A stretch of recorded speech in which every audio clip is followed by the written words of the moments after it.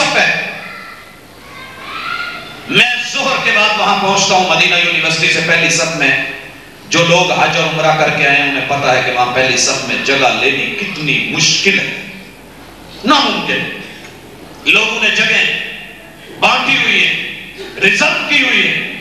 ایک چھوٹا سا بچہ، یہاں اتنی چھوٹی عمر کا بچہ مجھے نظر نہیں آ رہا، بہت ہی چھوٹا بچہ، ابھی پوری طرح بول بھی نہیں سکتا، توتلی زبان ہے. سامنے ریل رکھی ہوئی ہے، پھٹی اوپر قرآن مجید رکھا ہوا ہے، پہلی صف میں بیٹھا قرآن مجید پڑھ رہا ہے. جسٹ ہاں نظر آ گیا یہ جو بچہ پیچھے تقریباً یہی عمر تھی، اور وہ پڑھ رہا ہے سورۃ الناس، اس کو پڑھ رہا ہے. میں اس کے پاس جگہ بنا کر کے بیٹھا. جب عصر کی جماعت کھڑی ہونے لگی، حیرانی ہوئی کہ وہ بچہ پیچھے ہو گیا اور اس کی جگہ پہ آدمی آیا اور اس نے نماز پڑھی. مغرب کے بعد بھی یہی ہوا، بچہ وہیں، جب وہ چلا جائے تو بچہ وہاں بیٹھتا. عشاء کے وقت جب وہ صاحب آئے تو میں نے پوچھا کہ جناب یہ ماجرا میری سمجھ سے باہر ہے. کہنے لگا کہ اسی مسجد نبوی کے منبر سے سنا تھا، رسول اللہ صلی اللہ علیہ وسلم کی سیرت کے بارے میں بیان ہوا تھا، آپ کا قول سامنے آیا تھا کہ اگر لوگوں کو پتا چل جائے کہ پہلی صف کا اجر کیا ہے، جماعت کا اجر کیا ہے، اذان کا ثواب کیا ہے، انہیں پورے بھی ڈالنے پڑے تو ڈالتے رہیں، اور اگر انہیں سیٹیاں کر کے بھی آنا پڑے تو وہ گھسٹ گھسٹ کر کے بھی پہلے آئیں اور وہ جگہ حاصل کریں. کہتے میں نے جمعہ سنا، میں غیر شادی شدہ تھا، میں نے جاتے ہی اپنے رب سے پہلے یہ دعا کی، اللہ آج تک دل میں خیال نہیں اٹھا، دکاندار ہوں، آج تجھ سے ایک دعا کر رہا ہوں، قبول کرنا تیرا کام ہے، مانگنا میرا کام ہے. اللہ مجھے بیوی دے اور نیک دے، اور بیوی سے اللہ مجھے پہلے لمحے بیٹا دے، میں اس کی تربیت کروں گا، انشاءاللہ میری نماز کبھی پہلی صف میں جماعت کے ساتھ نہیں چھوڑے گا. سیرت چینج، یو ٹرن، تبدیلی، یہ کچھ دماغ پر زور ڈالنے سے اور فکر کرنے سے آتی ہے. کہتے ہیں گھر جا کے میں نے اپنے امی ابو سے بولا، وہ بھی حیران ہو گئے کہ اتنی جلدی. میں نے کہا جی اللہ نے شادی کروائی، مالک سے دعا مانگی، میرے اللہ نے مجھ کو بیٹا بھی دیا. بچے کی عمر دیکھ لیں. کہتے ہیں دنیا فرسٹ نائٹ میں بڑی بڑی باتیں کرتی ہوگی، ایک ہی جملہ بولا کہ اللہ کی بندی تو میرے لیے سب کچھ ہے، اللہ مجھے بیٹا دے، اس کی یہ تربیت کر دے جلدی جلدی کہ وہ مجھے پہلی صف میں نماز پڑھوا سکے. تب سے اس کی تربیت ماں نے کی. اب آپ کو علم ہونا چاہیے کہ 4 نمازیں مسجد نبوی میں پہلی صف میں یہ مجھے پڑھواتا ہے، میری جگہ ریزرو کرتا ہے، کھانے پانی کا اہتمام میں یہی کر دیتا ہوں، بیٹھا جو اس کو آتا ہے وہ پڑھتا رہتا ہے. میں دکان بند کرتا ہوں، آ کے پہلی صف میں نماز پڑھ لیتا ہوں، فجر کی نماز میں خود آ کر کے پہلی صف میں ادا کرتا ہوں. حضرات یہ تربیت ہے، یہ سیرت ہے، یہ اس کے فوائد ہیں. یہ تب ہوگا کہ جب ہم غلط میں، ایک آدمی لگا ہوا ہے بدستور آخری میں پڑھ رہا ہے، کوئی پرواہ نہیں، ایک نہیں پڑھ رہا کوئی بات نہیں، یہ بھی ٹھیک ہے وہ بھی ٹھیک ہے، یہ بھی مسلم ہے وہ بھی مسلم ہے، یہ غلط کر رہا ہے تب بھی ٹھیک ہے، یہ یہاں پر ہے وہاں پر ہے. نہیں بھائیو، دین خیر خواہی ہے، غلط اور صحیح میں امتیاز کرنا سیکھیے، اور یہ امتیاز آپ کو اور مجھے رسول اللہ صلی اللہ علیہ وسلم کی سیرت سے معاشرہ ہمیں دیتا ہے. میں تو کہتا ہوں موٹر سائیکل کا 1 فٹ کا سٹینڈ جب اوپر نہیں کرتے ویسے ہی چل پڑتے ہیں کک مار کے. کتنے لوگ ہیں جو یہاں آپ کو آوازیں دیتے ہیں بھائی موٹر سائیکل کا سٹینڈ اوپر کر لو. کیوں؟ آپ کی جان کو خطرہ ہے، سیکیورٹی کا مسئلہ ہے، جان جو ہے آپ کی وہ جا سکتی ہے، حادثہ ہو سکتا ہے. لیکن دنیا میں تو خیر خواہی کر دی جاتی ہے. اگر کوئی صحیح علم رکھنے والا، دین کا نالج رکھنے والا، رسول اللہ صلی اللہ علیہ وسلم کی سیرت عمل اسوے کو جاننے والا آپ کو کہے او اللہ کے بندے آپ کا ہاتھ جو ہے یہ یہاں سے ایک بالش اصلی مقام سے نیچے ہو گیا ہے، اس کو اس لیے اوپر کر لو کہ وحی کے ذریعے محمد رسول اللہ صلی اللہ علیہ وسلم کی سیرت اور ایمان اور دین کی جو سیکیورٹی ملی ہے اس کے مطابق یہ اس کا مقام یہاں ہے، تو آپ اور ناراض ہونے لگے گا. سیٹ تک بیوی کا دوپٹہ رہے، برقع رہے تو کوئی کچھ نہیں کہتا. لاہور جیسے بے پرواہ شہر میں، لاہور میں عموماً دیکھنے میں آیا جو جہاں لگا ہے لگا رہنے دو، جو جہاں جا رہا ہے جانے دو.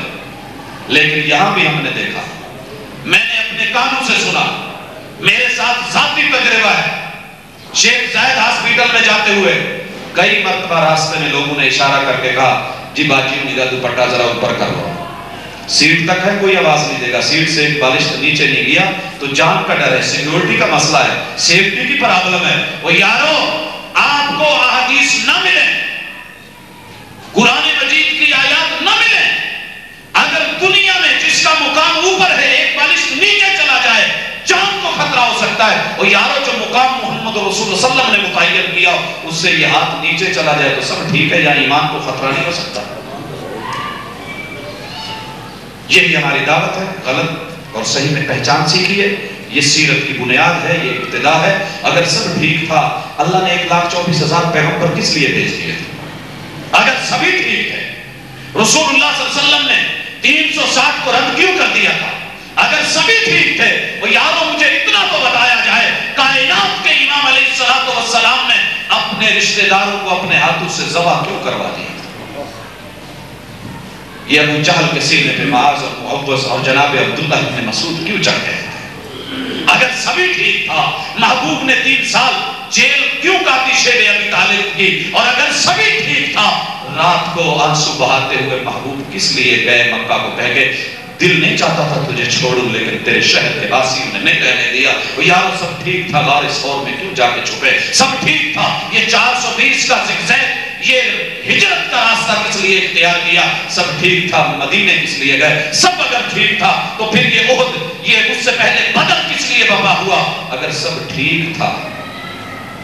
وہ بزرگوں کا نام لے کر کے سب ٹھیک کہنے والے بھائی جی, یہ بھی بزرگوں کا کہنا ہے, یہ بھی بزرگوں کا کہنا ہے. تمہیں تمہارے پیدا کرنے والے رب کا واسطہ سوچئے, بزرگوں نے بھی سب کو ٹھیک نہیں کہا. یہ بزرگوں کے کہنے ہیں کہ دنیا میں ہر چمکتی ہوئی چیز سونا نہیں ہوتی. یہ بزرگوں کا اخان ہے دنیا میں ہر سفید چیز چاندی نہیں ہوتی. یہ بزرگوں کا کہنا ہے دنیا میں پانی بڑے ہیں ہر پانی زمزم نہیں ہوتا. یہ بزرگوں کا کہنا ہے پانی کے قطرے بڑے ہیں لیکن پانی کا ہر قطرہ شبنم نہیں ہوتا. یہ بزرگوں کا اخان ہے. اقوال زری میں سے ہے کہ دنیا میں ہر چمکتا ہوا ذرہ ستارہ نہیں ہوتا. یہ بزرگوں نے کہا ہے اور فرق کیا ہے کہ دنیا میں موجیں سمندر میں بڑی اٹھتی ہیں لیکن ہر موج کے مقدر میں کنارہ نہیں ہوتا. یہ بزرگوں نے کہا ہے ہر تلوار تھامنے والا سیف اللہ نہیں ہوتا. یہ بزرگوں نے کہا ہے کہ دنیا کے اندر ہر کالا کوٹھا بیت اللہ نہیں ہوتا. یہ بزرگوں نے کہا ہے دنیا میں ہوائیں بڑی چلتی ہیں لیکن ہر ہوا باد نصیب نہیں ہوتی. یہ بزرگوں کے امام اور اس کے رب عرش معلیٰ کے رب نے کہا ہے کہ دنیا میں رستے اور راہیں تو بڑی ہیں لیکن ہر راہ صراط مستقیم نہیں. میں اللہ سے بڑی امید کرتا ہوں کہ جو بیج ڈالا ہے اس بیج کو لیں, آپ ان ناموں کے چکروں کو چھوڑ دیں. وعدہ اللہ سے ان ناموں سے کچھ نہیں ملنے والا. جس محفل میں, اور میں جو کہہ رہا ہوں انشاءاللہ آپ لاہور میں پورے گھوم کر کے دیکھیے, چند لوگوں کے علاوہ باقی مجلسوں میں آپ کو آپ کی صورت تو ملے گی, سیرت نہیں ملے. صورت اللہ نے اچھی بنائی ہے, ہم سے سیرت مانگی ہے. سیرت ہم نے محبوب جیسی بنانی ہے. چھوٹے چھوٹے عمل میں کراس میچ کرنا سیکھیے. جب ہم کراس میچ کرنے لگیں گے تو پھر ہمارے یہ بڑے ہوئے ناخن بھی بسا اوقات چھوٹے ہو جائیں گے, کیونکہ ناخن تو ہے خوبصورت لگ رہا ہے لیکن نبوی ناخن سے میچ نہیں کر رہا. یہ ہو جائے گا. اسی طرح ناخن اس سے لے کے پاؤں تک گھر کے اندر ہماری دکانداری, ہماری ڈیلنگ, ہمارا لینا, ہمارا دینا, من غشنا فلیس منا. شاید اللہ تعالیٰ دودھ میں پانی ڈالنے سے روک اگر کوئی چیز سکتی ہے تو وہ سیرت کا یہ پہلو ہو سکتا ہے. اللہ سے دعا مانگے. دعا یہ ہے کہ اللہ رب اعنی علی ذکرک و شکرک و حسن عبادتک, کہ اللہ تو میری مدد فرما. دنیا مدد نہیں کرتی.